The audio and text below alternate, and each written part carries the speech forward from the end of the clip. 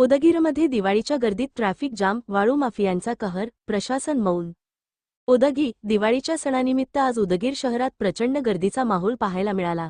कर्नाटक व तेलंगणा राज्यांच्या सीमेवर असलेल्या उदगीरमध्ये खरेदीसाठी नागरिकांची मोठी गर्दी झाल्याने बाजारपेठा फुलून गेल्या. मात्र या गर्दीतच जळकोट रोड व देगलूर रोडवर वाळूच्या ढिगाऱ्यांमुळे वाहतूक ठप्प झाली असून वाहनांना स्लिप होण्याच्या घटना समोर येत आहेत.